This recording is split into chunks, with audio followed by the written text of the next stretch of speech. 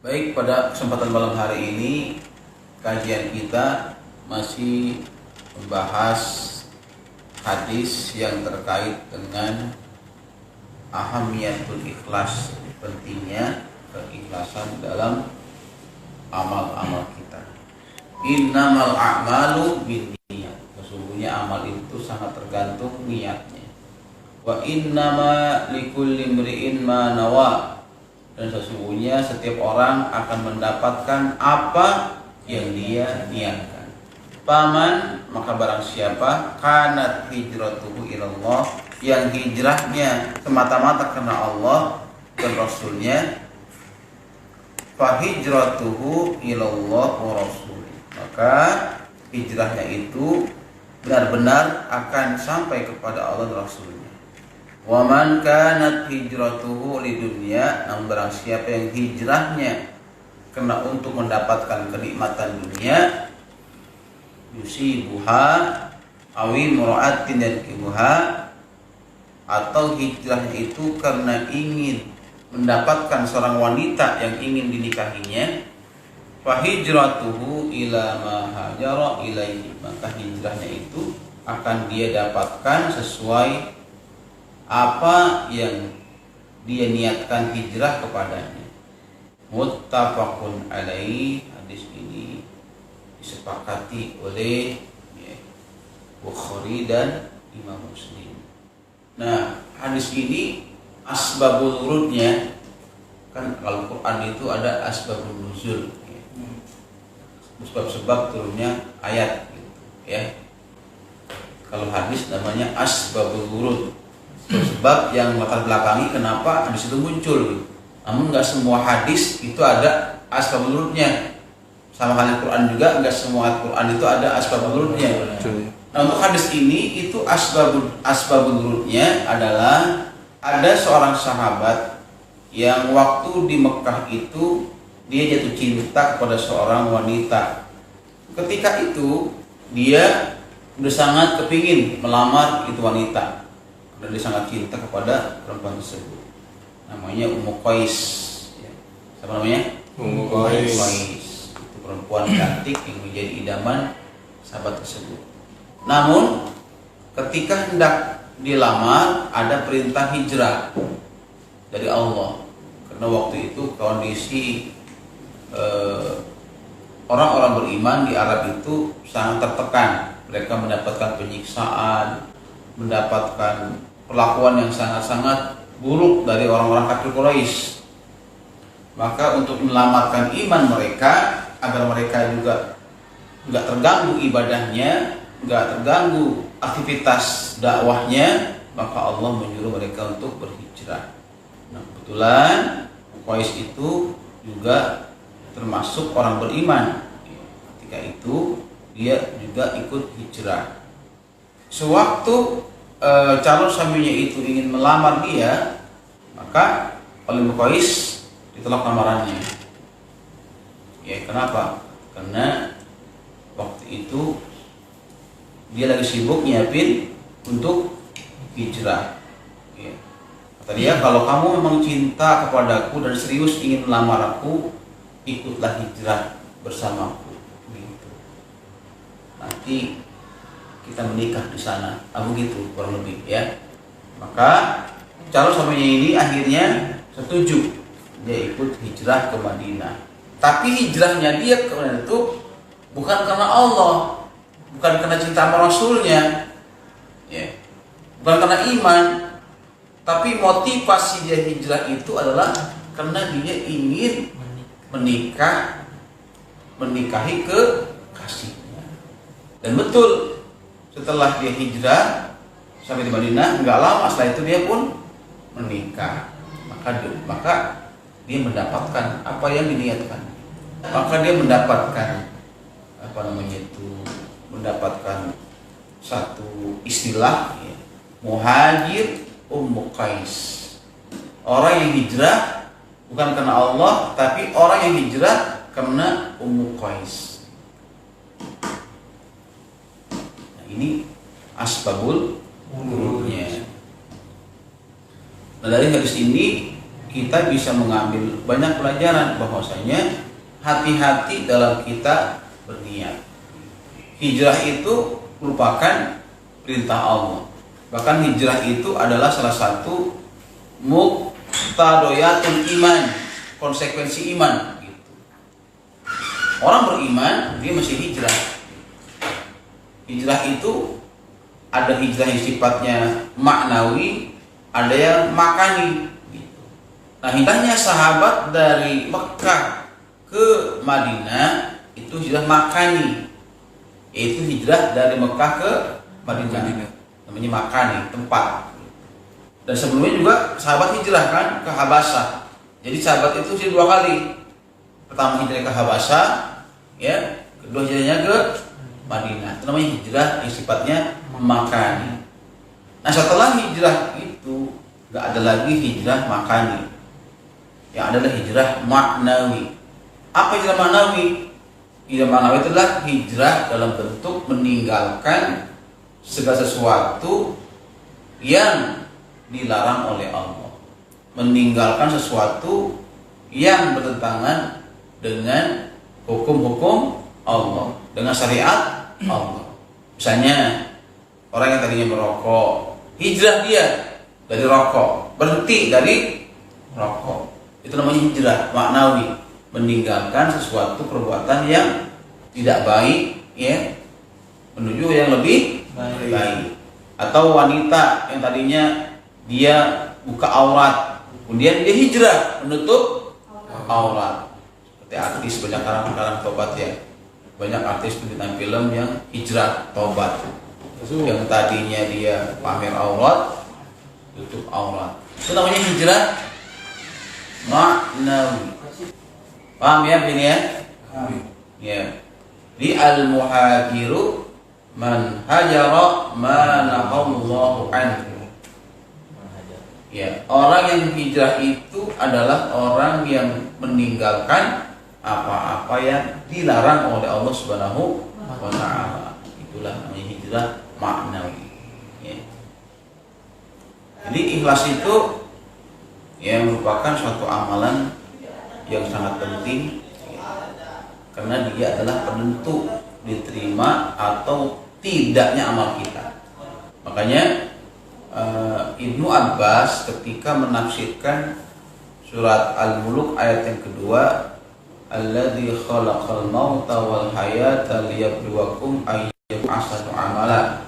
Dialah Allah yang menciptakan kematian, kehidupan untuk menguji kamu siapakah yang terbaik amalnya. Yang dimaksud ahsanu amala, amal yang paling baik adalah satu adalah amal yang paling ikhlas. Kedua adalah amal yang dikerjakan sesuai dengan contoh dari Rasulullah. Itu namanya ahsanul amal. Ikhlas, dan dua adalah amal itu mengikuti petunjuk Rasulullah. Itulah ahsanul amal. Jadi kalau orang itu amalnya ikhlas betul, tapi amalnya tidak ikuti petunjuk Nabi, maka ditolak amal itu. Atau kebalikannya, amalnya nyunah ikuti Nabi, tapi gak ikhlas, ya nggak terima juga. Di amal supaya diterima amal terbaik, ikhlas juga dan mengikuti petunjuk Rasulullah. Jadi ikhlas aja nggak cukup kalau amal itu nggak ngikutin petunjuk Rasulullah, ya nggak diterima. Misalnya nih, ada orang puasa, dia ikhlas betul puasanya karena Allah, semata-mata karena Allah puasanya, nggak kena yang lain. Tapi puasanya dia tidak pernah dicontohkan Nabi. Misalnya apa? Ada orang puasa mutih, sahurnya pakai nasi putih, air putih, dan bukanya juga hanya pakai air putih, nasi putih. Itu namanya puasa putih. Gak boleh makan ikan, gak boleh makan yang manis-manis gitu. Ada nggak banyak Nabi? Nggak ada. Atau ada orang puasa yang disebut puasa wisol. Apa itu wisol? Nyambung. Jadi dia habis subuh di sahur, maghrib dia nggak buka, nyambung lagi sampai besok. Boleh gitu? Dia ikhlas betul puasanya. Ikhlas gitu. Puasa itu ikhlas, wisol puasa mau tidak ikhlas. Tapi karena puasa itu nggak pernah dicontohkan Nabi, maka itu ibadah nggak Allah terima. Jadi ikhlas aja tidak cukup, ikhlas juga dan juga amal itu sesuai dengan contoh atau amalnya sesuai dengan petunjuk Rasulullah, sesuai itu ada hadisnya, ada contohnya dari Nabi gitu. Tapi nggak ikhlas, percuma juga. Misalkan duha kan ada Nabi, ada kan hadisnya, ada di duha sesuai dengan sunnah Nabi. Tapi ketika duha ada riya di hatinya, ya jadi bukan lagi asal muamalah gitu. Dia zikir ada contoh Nabi, tapi ketika dia zikir dia merasa menjadi ahli zikir, dia seolah-olah merasa paling banyak zikirnya, berarti sama juga kayak gitu. Nah sekarang gimana supaya kita itu mengetahui kita itu ikhlas atau enggak? Apa indikatornya? Apa alamatnya? Nah, ini penting ya. Apa tanda orang ikhlas itu? Dalam kitab Ar-Risalah Al-Qusairiyah itu ada salah satu nasihat dari Zunnun Al-Misri. Kata dia ada 3 tanda orang itu ikhlas, kata dia nih. Kata Zunnun Al-Misri, ini orang Sufi ya. Al-Misri berarti orang Mesir ya kan. Yang pertama kata beliau, tanda orang itu ikhlas baginya sama saja antara pujian dan celaan. Dipuji membuat dia itu menjadi bangga, membuat dia senang gitu, dicela juga membuat dia hina. Bagi dia itu pujian, celaan sama gitu. Makanya orang ikhlas itu wala yakhafuna laumata laim. Mereka itu nggak takut celaan orang yang suka mencela, nggak takut dibully sama orang. Kan kadang-kadang ada tuh orang mau beramal tapi takut dibully, takut nanti dikata sok soleh gitu. Ada gitu ya? Ada yang gitu? Bahkan ada orang beramal nanti ria. Nah kalau orang beramal takut ria, ini ria sungguhnya. Ketika orang beramal takut dibully, ria. Karena di Quran itu orang ikhlas itu cirinya wala yakhafuna laumata laim. Mereka itu nggak takut celaan orang yang suka mencela. Karena umumnya manusia itu hanya pandai menilai. Manusia itu hanya pandai berkomentar. Coba dah, kalau kita menyaksikan orang main bola, itu yang pintar siapa? Yang banyak ini siapa komentar? Penonton. Misalnya Messi kan jago banget ya. Pas penalti tendang ke masuk, itu yang nonton marah nggak? Oh Messi gitu. Padahal kalau seandainya dia suruh turun lapangan, suruh nendang, dia bisa nggak tuh? Bisa gemeteran ya kan? Begitu. Jadi kadang-kadang penonton itu seolah kayak lebih pintar ketimbang pemain. Sama halnya kita udah kerjain aja yang bisa kita kerjain. Kita ngajar aja, berbuat aja sesuai yang kita bisa. Gak usah dengar kata orang, ya. Gak usah dengar kata orang. Yang penting kita jalan lurus, benar, ya. Gak menyimpang dari agama, kerjain aja. Orang mau kata apa, tong kosong nyari. Biasanya orang banyak ngomong itu cuma ngomong doang, omdo, bener. Nah kalau dia seluruh lain, belum tentu bisa. Begitu. Jadi orang ikhlas itu menganggap, menilai pujian sama celaan sama aja. Makanya kalau kita tuh maaf jadi bawahan maunya dipuji terus gitu, sama atasan kita kalau dipuji semangat, begitu dimarahin celah ngambek, nah berarti gak ikhlas gitu. Berarti gak ikhlas kita. Ada yang gitu kadang-kadang? Ada maunya nih. Ketika dia berbuat sesuatu, ya dia hanya karena Allah. Ketika dia memberi karena Allah, menolak pun karena Allah. Innama nut'imukum liwajhillah la nuridu minkum jazaa'an wala syukura. Begitu. Sesungguhnya kami itu ngasih sedekah, ngasih makan, ngasih bantuan, ya, liwajhillah, semata-mata karena Allah gitu. La nuridu minkum jazaa'a wa syukura. Kami tidak ngarep-ngarep jaza, balasan. Enggak ngarep-ngarep balasan. Dan gue gak ngarep-ngarep terima kasih gitu. Orang sebegitu. Ketika dia memberikan sesuatu, apakah ngasih ilmu, sumbangan, sedekah, ngasih makan ke orang, mau orang itu mau terima kasih, mau orang itu mau bales, dia nggak peduli. Kenapa? Karena ketika dia memberi itu, dibilang innama nut'imukum liwajhillah. Punya kami itu membantu, ya, memberi, membantu, ya, semata-mata karena Allah. Karena ada orang nyumbang terus lupa dipoto, marahnya minta ampun. Ada nggak bayar? Marah. Iya, ya kan nyumbang makanan ya buat puasa. Karena kita repot, lupa kita abadikan, lupa kita foto untuk kita dia. Marahnya minta ampun. Ya Allah, ada yang begitu? Ada. Jelas nggak? Masya Allah, ini ya, jadi hati-hati banget nih. Kemudian yang kedua, kata Ibnu Al-Misri, orang ikhlas itu cirinya dia cenderung melupakan amal baiknya, melupakan jasa-jasanya. Ingat gitu, ketika dia beramal baik itu, dilupain aja gitu. Kalau orang yang gak ikhlas tuh, saat dia berbuat baik sama orang, dia ingat terus, bahkan dia ungkit.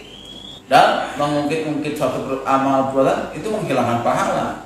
Selagi kalau kita ngungkit-ngungkit, nyebut-nyebut, ungkap-ungkap amal-amal kita, jasa kita, itu ngilangin pahala. Man manna min manni munna alaihi. Siapa yang mengungkit-ungkit pemberiannya, hilanglah pahala. Makanya di Quran itu di antara etika kita sedekah, nggak boleh kita mengungkit-ungkit pemberian. Wala tubtilu shadaqatikum bil manni wal azab. Dan janganlah kau batalkan pahala puasamu bil manni, dengan mengungkit-ungkit pemberian, wal azab, dan menyakiti yang menerimanya. Jadi mengungkit-ungkit pemberian itu termasuk salah satu yang bisa menghilangkan pahala. Nah, orang ikhlas itu enggak, dia lupakan amal baik. Meskipun dia udah banyak beramal baik, meskipun dia udah banyak berkontribusi untuk pesantren, untuk masjid, untuk jamaah, dia gak pernah ingat-ingat, dilupakan aja amal baik. Kemudian yang ketiga, ciri orang yang itu ketika dia beramal, dia merupakan hak amal baiknya untuk memperoleh pahala di akhirat. Dia melupakan hak amal baiknya. Misalkan emang sudah sewajarnya kalau orang itu berbuat baik dapat balas kebaikan. Hal jazaul ihsan illa ihsan, itu di Quran. Tidak ada kebaikan pula. Tapi orang itu dia melupakan hak dia untuk dapat balasan kebaikan itu. Kenapa? Karena dia ingin mendapatkan itu di akhirat. Karena kalau seandainya seluruh amal-amal baik kita dibahas di dunia, nanti kita bisa dapat amal. Coba nih, kalau kita sholat misalkan dibalas di dunia, kita puasa dibalas di dunia, kita ngajar di dunia dibalas dibayar. Nanti kalau dari kiamat yang kita dapatkan apa? Kalau semua dibayar cash di dunia, misalkan nih kita sholat duha, udah kasih rezeki sama Allah, tuh rezekinya digampangin sama Allah, ya. Kita puasa, kasih yang Allah sehat, tubuh yang bugar, balas kan? Semua amal yang kita kerjakan di dunia udah dibayar cash sama Allah tuh, ya. Misalkan kita ngajar dapat harapan gaji upah dikasih, ya. Nanti di hari kiamat saat kita dihisab, ditimbang amal kita, dapatnya apa? Ada nggak kira-kira? Nggak ada. Kenapa? Karena semua dibayar tunai di dunia. Inilah makanya setiap kita beramal itu udah lupakan aja hak kita. Meskipun kita berhak dapat itu, lupain aja gitu. Lupain aja. Kenapa? Karena kita ingin mendapatkan haknya kita itu nanti di akhirat. Biar Allah nanti yang akan balas amal-amal kita. Tapi seandainya Allah kasih di dunia tanpa kita minta, kita terima gitu. Tanpa kita ngarep kita dikasih, ya terima gitu. Tapi buat itu kita harapkan gitu. Kita harapkan dari Allah gitu. Karena memang salah satu buah dari amal soleh yang kita kerjakan itu sudah dapat kita petik manfaat di dunia, udah ada. Jadi Allah itu berikan buah amal soleh kita itu tidak hanya nanti di sana, tapi juga di dunia gitu. Cuma kita yang kita khawatirkan, kalau semua amal kita di dunia ini sudah Allah bahas di dunia, kalau semua amal-amal dari kita udah Allah berikan di dunia, kita khawatir di sana gak dapat apa-apa. Itu yang kita khawatirkan gitu. Ya. Nah itu ya, ini kata Zunun al-Misri.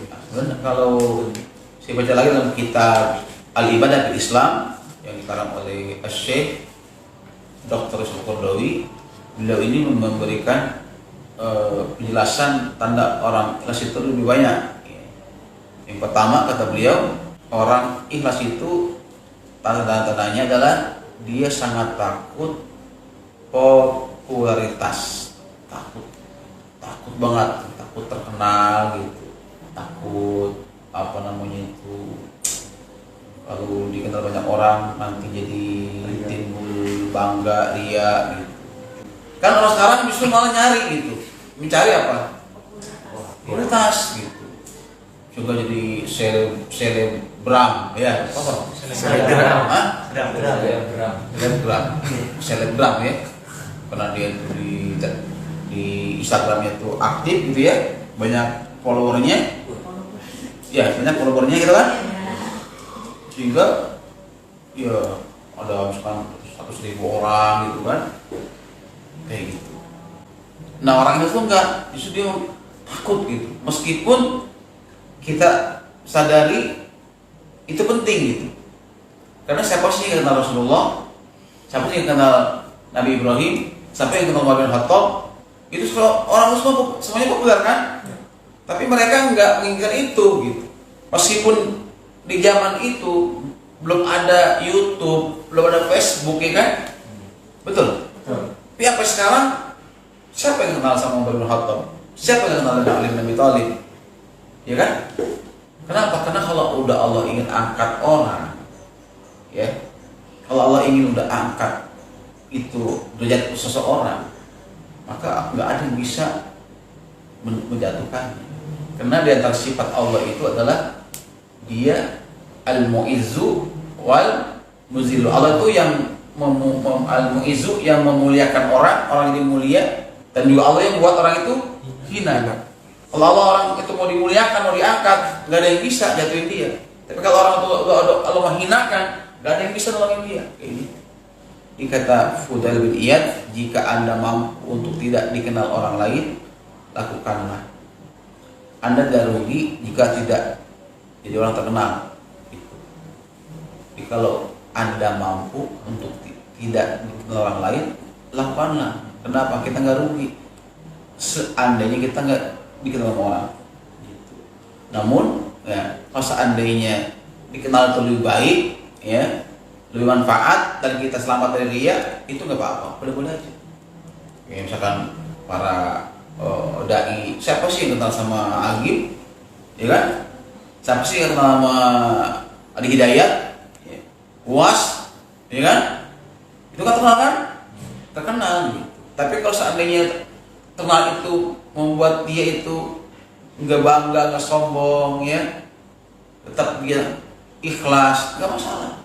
Yang repot itu ini kalau seandainya orang ketika dia lagi naik terkenal, viral, dia bangga, sombong, ya kan? Sehingga ya cenderung suka meremehkan orang. Ini yang kita khawatirkan. Itu yang pertama. Kata siapa nih? Syekh Yusuf Qaradawi, ulama yang terkenal, yang sekarang tinggal di mana? Di Qatar. Ya. Kenapa? Kalau dia terkenal, takutnya nanti jadi sombong, takutnya jadi ujub. takutnya jadi nggak ikhlas ketika dia beramal. Namun kalau diantaranya terkenal itu ya nggak membuat dia ria atau ujub, nah itu tidak masalah. Para nabi, para sahabat juga banyak yang dikenal banyak orang.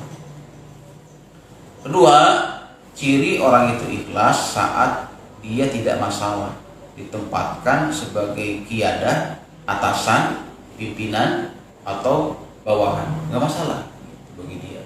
Mau di atas, mau di bawah, mau sebagai pemimpin maupun sebagai anak buah, nggak masalah bagi dia. Itu nggak membuat dia jadi lemah semangatnya. Kalau ada orang tuh semangatnya itu kalau di atas, jadi ketua, jadi pemimpin, semangat gitu. Begitu ditempatkan jadi bawahan, nggak semangat. Nah ini berarti nggak ikhlas. Contoh, ya, sahabat yang ikhlas, ya, ketika dia jadi pemimpin maupun ketika di bawahan adalah sahabat Khalid bin Walid. Ya, Khalid bin Walid itu ketika dia jadi pemimpin perang, jadi qiyadah, jadi prajurit, ya, jadi apa namanya, jenderalnya, panglima perangnya, semangat dia jihadnya. Bahkan hampir seluruh perang yang dipimpin oleh Khalid itu menang, meskipun jumlahnya sedikit. Namun di saat dia lagi tinggi-tingginya, namanya lagi viral, namanya lagi banyak sebut-sebut orang, dipecat dia sama Umar bin Khattab, ya kan? Dipecat.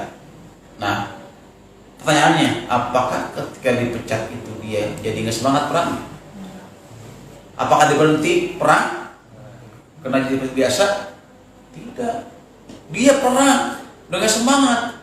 Sampai-sampai ada sahabat yang ketika itu bertanya, wah Khalid, kamu sekarang tuh bukan lagi sebagai panglima, kau udah biasa. Kenapa semangat kamu seperti panglima? Gitu. Apa jawabnya?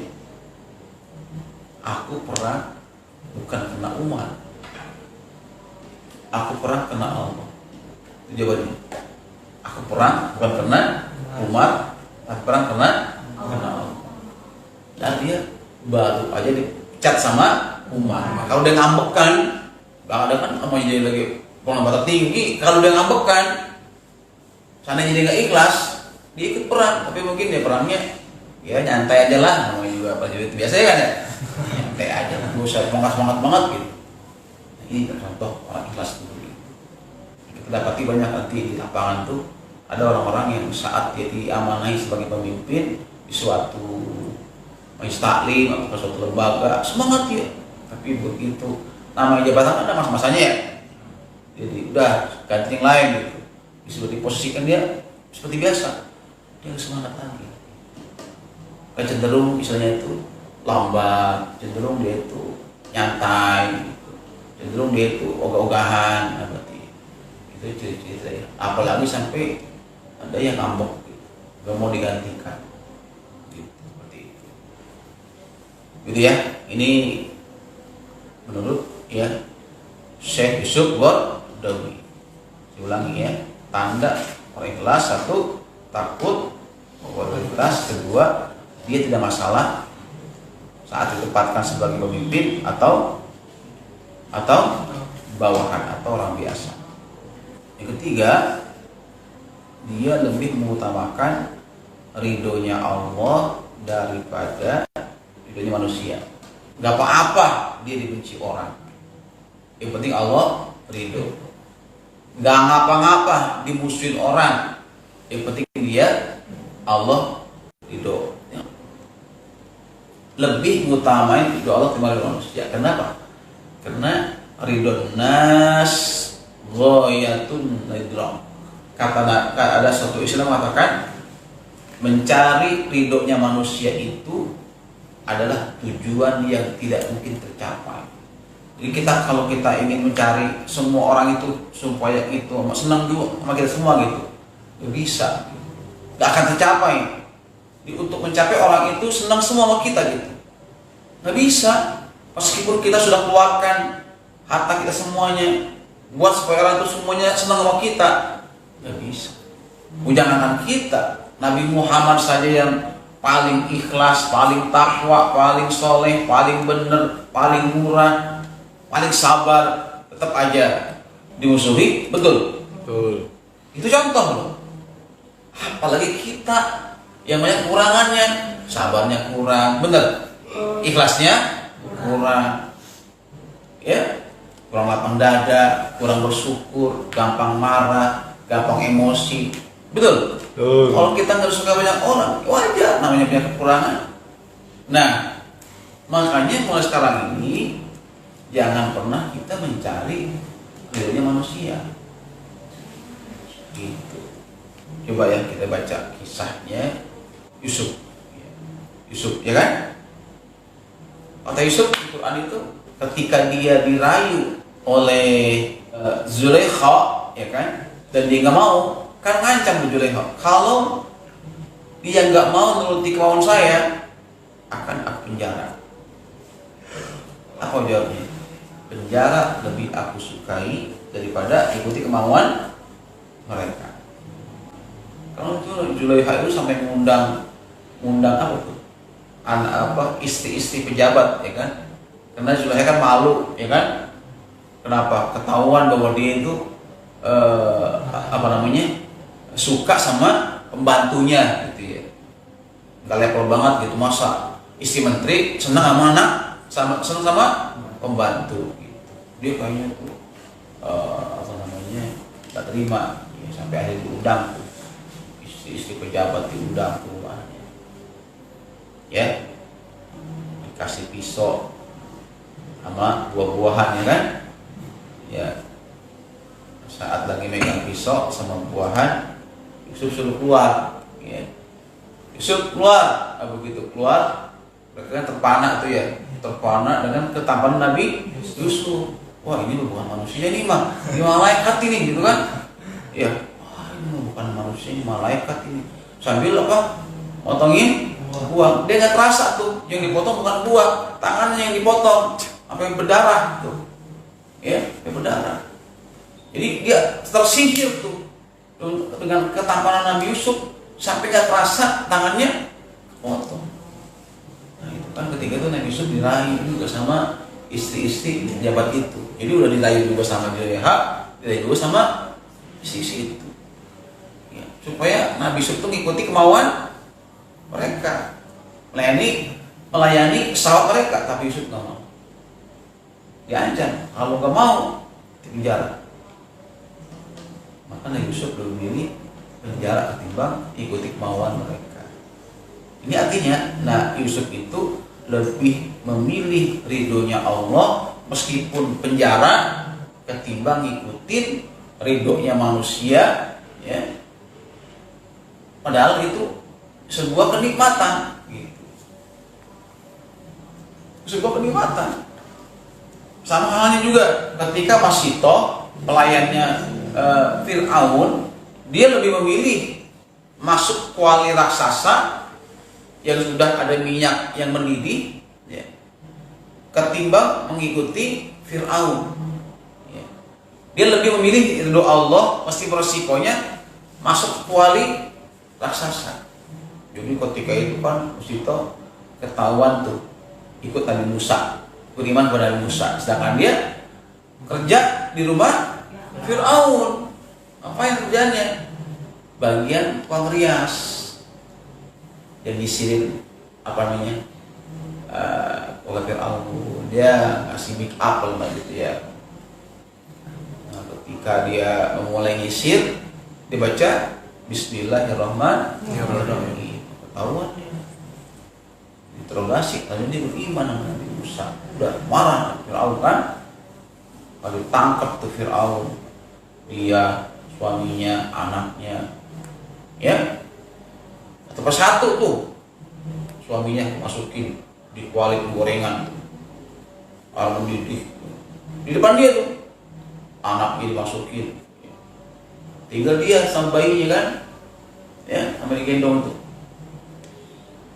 Nah ketika itu Masito sempat ragu gitu, sempat ragu untuk masuk ke dalam kuali itu, karena dilihat suaminya sama anaknya sudah mati jadi penggorengan, tapi anaknya itu yang baik bicara. Ini namanya mujizat, ya. Dan tentang di antara bayi yang bisa bicara itu adalah bayinya Masito, ya, dan bayi Maryam, ya kan, dan bayi Jurais, bayi yang membebaskan Jurais dari zina, ya kan. Kata anak itu baik, ibu, usaha masuklah, ya, dan surga sudah menanti, maka masuk di dalam, ya, ya dia sekeluarga tuh, istrinya, suaminya, anaknya masuk ke dalam kuali gorengan. Bayangin coba tuh, demi memilih ridhonya Allah ketimbang ridhonya Fir'aun. Rela dia harus kehilangan nyawa, tapi kan langsung dijemput, ya, kemana? Ke surga. Sampai ketika Rasulullah itu Isra Mi'raj, Rasulullah melewati kuburan wangi harum, ya. Maka Nabi bertanya, iya Jibril, ini kuburan siapa? Wangi seperti ini. Kata Jibril, ini kuburannya Masyidah. Siapa Masyidah? Yaitu pelayannya Fir'aun yang beriman kepada Musa AS. Itu yang ketiga, ya. Kemudian yang keempat, orang ikhlas itu dia merasa dirinya masih memiliki banyak kekurangan ketimbang kelebihan. Maka kalau orang ikhlas itu karena merasa dia banyak kekurangan, dia itu lapang dada, dia mudah mau menerima masukan, mau menerima kritik, saran orang lain, terbuka. Jadi kalau orang itu merasa dirinya banyak kekurangan, ya, dia juga masih punya banyak kekurangan, dia mau kelebihannya, itu efeknya dia menjadi orang yang mudah, ya, mendapat mudah untuk menerima masukan dari orang lain. Dia nggak marah saat ada orang yang mengkritiknya, yang penting tujuannya baik. Nggak pernah merasa, ya, dirinya paling berjasa, ya, paling baik, paling benar. Nabi kita Muhammad SAW, ya, meskipun beliau adalah maksum, maksum itu apa artinya? Terjaga dari perbuatan dosa. Ini Nabi kita tuh nggak pernah berbuat dosa. Kenapa? Dijaga sama Allah. Jangankan setelah jadi Nabi, sebelum jadi Nabi pun Rasulullah sudah maksum. Belum Nabi, belum, masih anak-anak, masih remaja, Nabi udah maksum, dijaga dari penuh dosa. Karena Nabi itu di zaman jahiliyah itu ada pertunjukan musik gitu, ya, tarian perut segala macam. Di zaman Nabi itu udah ada kayak gitu. Kalau sekarang itu namanya ada tarian apa namanya, joget-joget yang erotis gitu. Zaman Nabi udah ada kayak gitu, udah ada. Nah, waktu itu namanya Nabi masih remaja, pengen nonton gitu juga, ada suara dungdang dungdang, dan itu tertarik gitu, kayaknya mantep nih gitu, ya. Maka Nabi berangkat gitu ke tempat itu. Namun di tengah jalan Nabi ngantuknya luar biasa, dikasih ngantuk sama Allah, sehingga Nabi itu istirahat di bawah pohon, tertidur, tidur di situ, pules gitu. Begitu pertunjukan selesai, baru bangun. Begitu bangun, udah nggak ada lagi pertunjukan, bubar. Dengan kata lain, ini Nabi nggak sempat niat kayak gitu. Itu namanya apa sebutnya? Maksum, ternyata. Namun sisi-sisi manusiawinya Rasulullah tetap ada. Kayak Nabi bisa marah, Nabi bisa tersinggung, Nabi misalnya itu tetap ada. Namanya Rasulullah juga manusia. Misalnya Nabi itu pernah gitu nggak nyaman gitu, nggak nyaman di saat Nabi lagi mendakwahi orang-orang kafir Quraisy, mendakwahi pemuka-pemukanya, orang-orang kayanya, dakwahin tuh, diajak supaya masuk Islam gitu, ya. Lagi ceramah di depan para pembesar itu supaya pada masuk Islam, lagi ininya ada yang masuk, sahabat Nabi, namanya Abdullah bin Umi Maktum, sahabat Nabi yang buta matanya. Ngapain masuk dia? Dia masuk, ya, ke situ minta apa namanya, nasihat gitu, minta pelajaran gitu. Nah, Nabi ketika itu apa namanya tuh, kayaknya nggak suka dengan kehadiran sahabat Sahabat tadi? Abdullah. Abdullah bin Umi Maktum. Nabi gak suka dengan kehadiran sahabat ini. Maka Nabi itu menampakkan wajah yang masam, wajah yang cemberut gitu, wajah yang sinis gitu. Langsung kan ketika itu turun surat Abasa wa tawalla an ja'ahul a'ma. Itu kan Abasa itu artinya dia bermuka masam karena datang a'ma. Siapa a'ma? Orang yang buta. Jadi Allah itu kan nggak nyebut Rasulnya di Muhammad, Allah nggak nyebut namanya. Tapi di situ yang maksud Abasa adalah siapa? Rasulullah. A'ma siapa? Abdullah. Dia Muhammad berbuka masa karena datang orang buta. Ya. Itu kan teguran buat siapa tuh? Rasulullah. Coba tanya, apakah Rasulullah marah ketika itu sama Abdul Maktum? Marah gak? Enggak. Ya, kalau seandainya Rasulullah itu egois, gara-gara elu nih, gue ditegur sama Allah gitu ya. Ya kan? Ya. Kalau Rasulullah itu apa namanya? Ya ego gitu. Ya, gara-gara elu nih, ya Allah turunkan wahyu, bertegur sama Allah. Ya. Tapi Rasulullah ketika itu justru makin perhatian sama ini sahabat.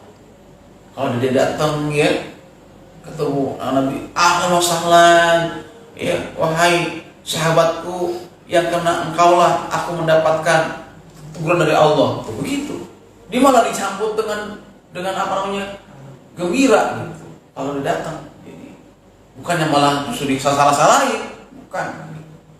Kan enggak, kadang-kadang ada pemimpin ya ditegur, dimarahin sama atasannya, gue lu nih, gitu kan ya? Gue kalau kamu nih, gue jadi diomelin gitu kan? Jadi yang lain mau kambing hitam kan gitu kan? Iya. Begitu. Nah tapi enggak. Gitu ya. Jadi ini pentingnya itu ya, bahwa kita itu merasa punya kekurangan, kita jadi nggak gampang nyalahin orang. Paham sini ya? Kekurangan. Ya, baik. Kurang memang ya? Ya. Lebih suka, lebih cenderung menyembunyikan amal ketimbang dia menampakkan amalnya. Amal itu, ya, ada yang memang kita nggak bisa sembunyikan. Coba dah, kita selalu jamaah, bisa nggak ngumpet-ngumpet? Bisa nggak? Hah? Di pojokan gitu, terus pakai hijab bisa nggak? Nggak bisa. Jadi ada amal-amal itu yang memang kita nggak bisa sembunyi. Jamaah bisa sembunyi, terus haji ngumpet-ngumpet bisa nggak? Nggak bisa ngumpet ke haji. Tahu kita ngumpet-ngumpet itu haji, orang bapak kita nggak tahu, bapak nggak tahu, nggak bisa. Jadi ada amal-amal tuh yang memang kita nggak bisa sembunyikan. Haji, umroh, atau jamaah, karena itu memang syiar, ya syiar. Namun ada amal-amal itu yang kita bisa sembunyikan supaya kita itu menjaga hati kita. Contoh ya, kalau orang-orang sebelum kita tuh, mereka kalau puasa itu nggak menampakkan diri sebagai orang puasa. Jadi kalau puasa itu dia suka ngulum-ngulum lidahnya, bibirnya, sehingga basah bibirnya, sehingga dia nampak seperti orang nggak puasa. Kita kan beda, kalau di puasa tuh lemes gitu, dia kering gitu, ya kan ya.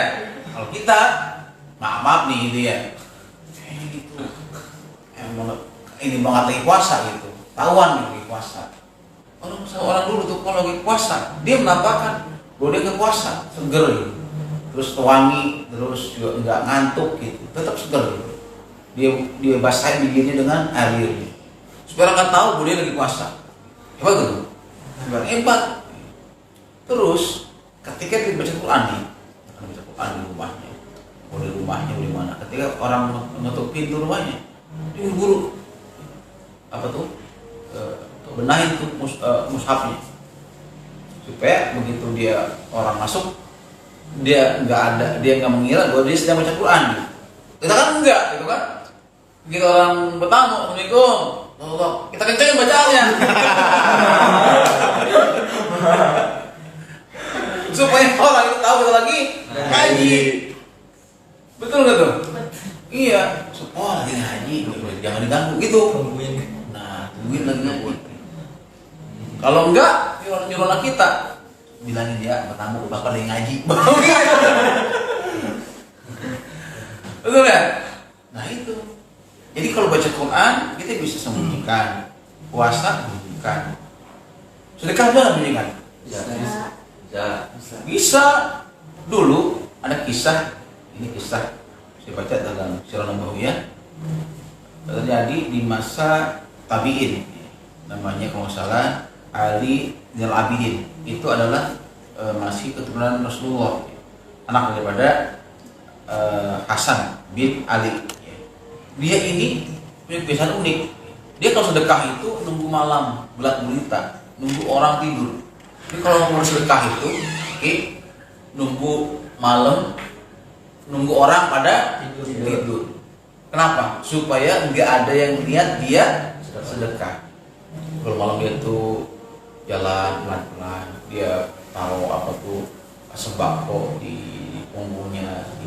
Kemudian diantar orang miskin, ditaruh depan rumah. Taruh. Dia enggak ketuk rumah orang miskin itu enggak, udah taruh aja. Itu dikerjakan terus kayak begitu. Dan enggak ada orang yang tahu bahwa dia sedekah. Orang miskin pagi-pagi buka pintu, sembako gitu dia. Nah, ketahuannya bahwa yang sedekah itu dia, ketika dia meninggal dunia, maka nggak ada lagi itu makanan di depan pintu orang miskin. Nggak ada lagi yang antar makanan atau sembako di depan rumahnya. Kedua, ketika dimandikan jenazahnya, di pundaknya ini ada bekas-bekas bawa barang berat gitu. Karena keseringan bawa itu, jadi bekas ini gitu di pundaknya. Sehingga disimpulkan, oh berarti selama ini yang nganterin makanan itu ke orang miskin dia. Kenapa? Karena setelah dia meninggal dunia, nggak ada lagi nganterin. Terus ini ada tanda-tandanya. Tuh, coba. Kira-kira orang sekarang ada nggak gitu? Ada nggak? Hah? Belum ada ya kayaknya. Jadi amal-amal yang memang kita bisa sembunyikan, ya. Kayak sedekah kita, zikir kita, ya, saum kita, infak kita, selama itu kita bisa sembunyikan. Biarlah Allah yang tahu gitu ya. Tapi kalau amal-amal yang memang bisa disembunyikan, ya, niatkan sebagai syiar. Sebagai syiar. Kayak kita ceramah. Zaman sekarang gimana ceramahnya? Diam-diam sembunyi. Bisa nggak? Nggak bisa. Ya, kayak kita dakwah ceramah, sholat berjamaah, nggak bisa. Niatnya buat syiar agama. Gitu. Ya, karena yang batil aja terang-terangan, ya kan? Betul. Yang batil terang-terangan, masih hak sembunyi-sembunyi itu kan. Namun untuk amal-amal yang bisa kita sembunyikan supaya terjaga hati kita itu dari riya, ya, seperti itu. Kemudian yang keenam ya, ikhlas itu cirinya di saat kita cinta dan marah karena Allah. Bukan jangan cinta karena nafsu, cinta karena materi, cinta karena ketampanan atau kecantikan, marah karena tersinggung dan sebagainya. Tapi kita marahnya karena Allah. Ketika orang itu menolak karena Allah, ketika orang itu mencintai, benci karena Allah, itu ikhlas. Kisah yang pernah kita dengar adalah kisah ketika Ali bin Abi Thalib itu lagi perang nih. Ali adu pedang. Ketika itu musuh jatuh musuhnya dan mau tebas lehernya. Tapi saat itu tebas lehernya itu diludahin musuhnya, cok, diludahin. Kalau mukanya, bangun juga. Ali nyarungnya pedangnya, nggak dibunuh sama musuhnya, dan diludahin. Coba, kalau kita nggak mana coba? Wah, kita cacat gitu kan? Kita heran musuhnya. Ali, kenapa kau gak bunuh saya? Karena saya sudah jatuh. Karena aku tidak ingin membunuhmu karena nafsu, karena marah. Saya perang karena Allah, membunuh karena Allah. Tapi ketika kamu ludahin, Saya niat saya berubah. Jadi saya niatnya bunuh bukan karena Allah lagi, tapi karena nafsu. Hebat tuh, hebat tuh. Nah itulah namanya. Tapi kita bisa nggak begitu? Bisa nggak? Bisa. Kalau kita baca kisah-kisah orang-orang soleh, kita tuh malu. Betapa mereka tuh keikhlasannya, ketawaduannya, ya luar biasa. Makanya sering-seringlah baca-baca. Saat itu sukanya senangnya baca sirah Nabawiyah, sirah sahabat tuh. Buat cermin aja buat kita tuh. Kadang-kadang kita ya Allah, kayaknya masih jauh banget nih. Pengen niru mereka tuh, keikhlasannya, kesabarannya, ibadahnya gitu. Ya penting kita baca sirah Nabawiyah, sirah sahabat, ya sejarah orang-orang soleh sebelum kita, ya luar biasa, ya. Gitu. Ya, jadi ikhlas itu kita cinta, marah, kesel karena Allah. Jadi kalau kita menghukum santri, bukan karena kita benci sama santri itu, kita marah santri karena Allah. Gitu. Karena dia melanggar larangan Allah, gitu. Ya, karena dia sudah bermaksiat kepada Allah, kita marah. Sehingga marah kita berpahala.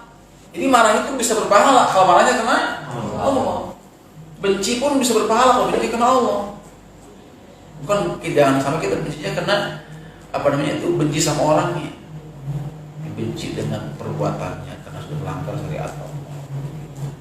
Nah ini Pak. Ini yang kadang-kadang kita belum kita bisa praktekkan. Kadang-kadang kita marah sama orang itu karena kita ya mohon maaf ya karena subjektif, ya subjektif, marah sama orangnya. Gitu. Lihat bagaimana Rasulullah ya, Rasulullah pernah nggak diludahin? Marah? Enggak. Justru yang diludahin ya, yang ketika sakit ya apa ya? Ditengok, itu Rasulullah. Makanya Rasulullah itu mendapat gelar wa innaka la'ala khuluqin azim. Sebenarnya Muhammad memiliki budi pekerti yang agung. Di akhlak itu ada akhlakul karimah, ada akhlakun azimah. Nabi itu levelnya sudah akhlakun azimah, bukan hanya akhlakul karimah. Kalau akhlakul karimah, orang nih meludahin kita maafkan dia. Ya, sebelum dia minta maaf, kita maafkan. Itu namanya akhlakul karimah. Tapi kalau akhlakul azimah, bukan cuman kita maafin, kita kasih hadiah orang yang udah nyakitin kita. Coba, bisa nggak begitu? Bisa nggak begitu? Orang udah nyakitin kita, udah nipu kita, udah bikin kesel kita, bukan cuma kita maafin, dikasih hadiah ki. Kalau Opik ini nyakitin banget kamu nih, ya, kamu sedang dibully, sedang macam, kamu kesel jengkel gitu. Tapi kamu malah kasih dia hadiah, ya, ditraktir makan, suka dia gitu. Nah itu namanya akhlakun azimah. Bisa nggak kita begitu? Belum bisa kita. Enakan dia gitu. Tapi ya enakan amat gitu ya. Tapi disitulah. Ya. Disitulah kadang-kadang kita diuji, ya, sejauh mana keikhlasan kita, ya. Dan yang terakhir, ikhlas itu cirinya saat kita itu mampu bersabar terhadap panjangnya jalan, fisabilillah, sabar terhadap panjangnya jalan dakwah, bahwa dakwah itu ternyata butuh waktu yang gak sebentar. Ngajar itu dakwah bukan? Dakwah. Saya mau tanya, usia dakwah Nabi Nuh itu panjang nggak? Berapa abad? Berapa? 9 abad setengah. 9 abad setengah. Lama nggak tuh? Banyak nih bagaimana abad Nabi Nuh?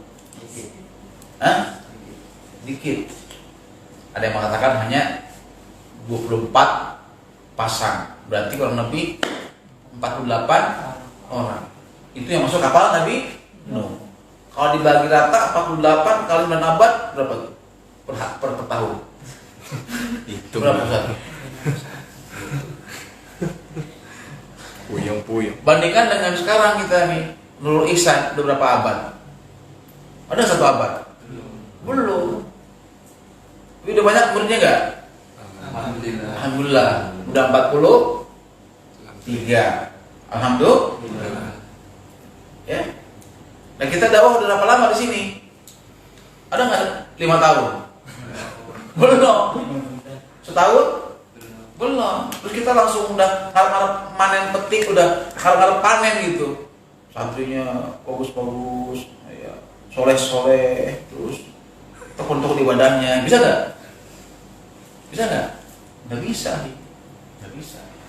Kenapa? Karena dakwah itu masanya panjang. Orang ikhlas itu dia akan mampu bersabar terhadap panjangnya jalan dakwah. Nggak mutung, nggak ngambek di saat apa yang diharapkan gak sesuai dengan kenyataan. Kita kan semua pengen harap-harap anak-anak kita begini gitu kan. Tapi begitu gak sesuai kenyataan, kita nggak apa namanya itu, nggak ngambek gitu, nggak menjadi putus asa. Kenapa? Karena memang jalannya masih panjang. Mungkin waktu butuh waktu setahun, 2 tahun. Makanya kita nggak boleh istiqjal. Nah, maaf nih, penyakit para aktivis dakwah, para asatis itu istiqjal. Apa istiqjal itu? Buru-buru, tergesa-gesa. Buru-buru pengen panen. Buru pengen panen, mendapatkan hasil yang baik. Nggak bisa. Kenapa? Karena sunnah dalam dakwah itu nggak bisa instan. Nggak bisa, diperlukan waktu. Ya, diperlukan waktu. Begitu. Ya. Terakhir, ya, ciri orang itu ikhlas di saat dia merasa senang, gembira. Jika sahabatnya, jika kawannya berprestasi, memiliki kelebihan dan dirinya, senang gitu ngeliat temennya maju gitu, senang gitu ngeliat kawannya sukses gitu. Kan ada nih, justru ada nih, maaf nih, sama-sama nyantri satu angkatan gitu, sama-sama gurunya sama-sama, terus sama-sama kuliah. Namun kan begitu lulus, sama nggak ininya nasibnya? Hah? Beda nggak? Beda. Ya teman Nabi satu pesantren ya, ada yang ngojek sekarang, ada sama-sama pesantren. Ada yang cleaning service di jalan tol tuh, ngakuin jalan tol. Tapi lihat, ya Allah, itu teman sekamar Nabi. Ya. Ada yang di kepala sekolah, ada. Pengusaha juga ada. Ya. Ada yang kerja sama orang, ya. Jadi sopir, ada macam-macam. Nggak sama nasibnya, nggak sama. Nah di saat kita senang nih, kita bahagia, gembira, melihat teman kita itu maju, kita support dia, itulah ikhlas. Balikannya saat kita nih, teman kita maju, ya, ekonominya maju, sekolahnya maju, kita malah nggak senang. Itu namanya berarti dia tidak ikhlas, berarti dia orangnya termasuk yang iri dengki. Ada yang gitu juga? Ada nggak? Banyak. Nah, makanya kita harus belajar, ya, berlapang dada, belajar bahwasanya ya, masing-masing orang itu sudah Allah tetapkan takdirnya masing-masing, sudah Allah tetapkan rezekinya masing-masing.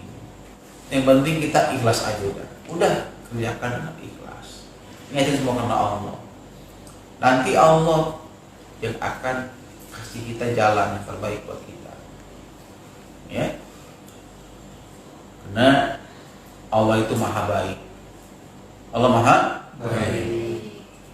Allah pasti nggak mungkin menyia-nyiakan hambanya yang beriman dan beramal soleh. Makanya janji Allah untuk orang-orang soleh itu, Allah akan perbaiki keadaan. Allah akan perbaiki keadaannya, baik ekonominya, keadaan keluarganya, Allah akan perbaiki. Bahasanya wa yuslihu balahu.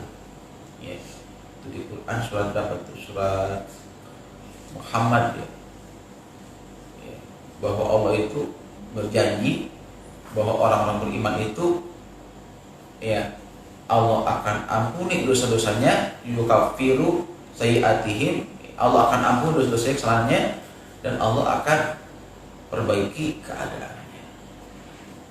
Ya. Nah, mudah-mudahan ya, kalau terus iman kita terjaga, kita pupuk, ya, kita rawat iman kita dengan baik, ditunjukkan dengan amal-amal soleh yang terbaik, insya Allah Allah akan perbaiki keadaan kita. Nggak mungkin kita gini-gini aja gitu. Nggak mungkin. Nggak mungkin. Allah pasti akan perbaiki keadaan kita. Ya. Di surat Yunus ya, Allah berfirman, innal ladzina amanu wa amilus sholihati yahdihim rabbuhum biimani. Semuanya orang-orang yang beriman, beramal soleh, yahdihim, Allah akan tunjuki, Allah tuntun dia. Ya, Allah tuntun dia ya, biimanihim, dengan imannya itu. Allah tuntun. Nah, kalau Allah yang nuntun kita, ya, maka bisa nggak kita terkesan? Nggak bisa. Kalau Allah bimbing kita sampai nggak ke tujuan kita? Sampai. Ya, itu ya Allah. Bahwa Allah itu akan tetap pimpin kita, tuntun kita sampai ya di mana yang kita tuju. Allah nggak akan sia-siakan kita. Makanya penting sekali kita menjaga keikhlasan. Ya, ikhlasin aja. Nanti insya Allah Allah akan tuntun kita, Allah akan bimbing kita, Allah akan perbaiki keadaan kita. Dulu sahabat-sahabat Nabi sebelum beriman kan berantakan kehidupannya. Coba lihat sejarah ya, penting nih sejarah itu. Dulu sahabat Nabi sebelum mereka beriman kepada Rasulullah, sebelum Islam, kacau kondisinya. Kacau, mereka saling bunuh, ya kan? Pemabuk, betul? Berzina, bahkan anaknya pun dibunuh, ya kan? Umar bin Khattab itu juga pernah bunuh anak. Umar pernah nangis kalau lagi sendirian. Nangis sendirian, kadang ketawa sendirian. Jadi sahabat tuh bingung. Umar, kamu kadang-kadang ketawa sendirian, nangis sendirian gitu. Ya.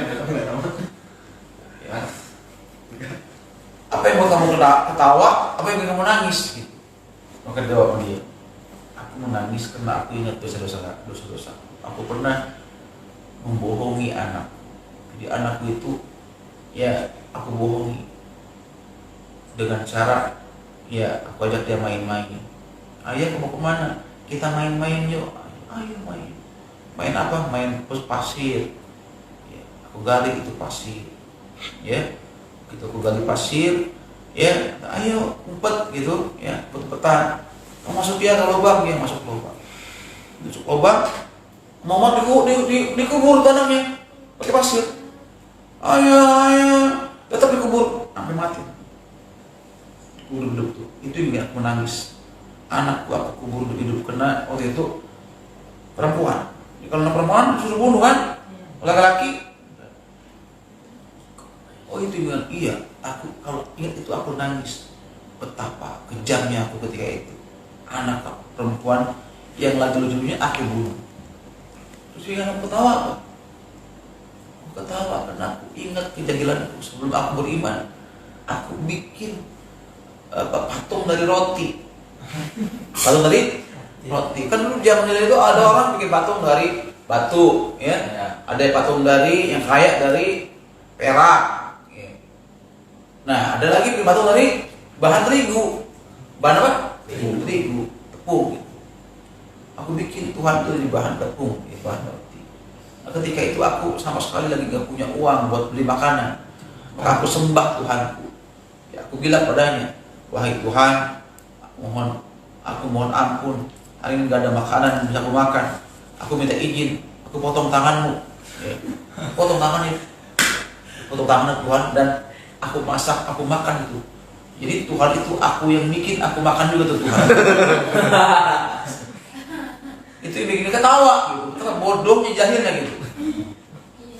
Ya kan? Nah ketika udah beriman nih, Umar, Bilal, berubah gak kehidupannya? Berubah. Umar yang tadinya pembunuh, kejam, bunuh anaknya, ketika dia beriman, luar biasa ketakwaan. Paling peka, sensitif. Ya. Peka betul. Sehingga ketika dia malam-malam keliling, ada yang nangis, ya, sekeluarga, dia merasa bersalah. Ya, dipikul sembako, dibawa ke situ, ke rumah itu, dimasakin itu orang miskin. Ya Allah. Ada nggak sekarang pemimpin kayak gitu? Nggak ada. Ya. Ini Umar bin Khattab. Ya. Ketika mereka beriman, semua berubah. Dari nggak punya apa-apa jadi punya. Ya. Dari yang awalnya kekurangan jadi kecukupan. Yang dari awalnya hidupnya jahiliyah, ya, menjadi ya lebih terarah. Yang awalnya ahli maksiat jadi ahli ibadah, berubah. Itu namanya ya yuslihu balahu. Allah perbaiki keadaan. Baik ya, sampai sini tentang ikhlas. Baik, mudah-mudahan bermanfaat. Cukup ya, kasihan Mbak Dila ngantuk. Kita tutup menyerah. Subhanaka Allahumma wa bihamdika asyhadu an la ilaha illa anta astaghfiruka wa atubu ilaik. Assalamualaikum warahmatullahi wabarakatuh. Waalaikumsalam.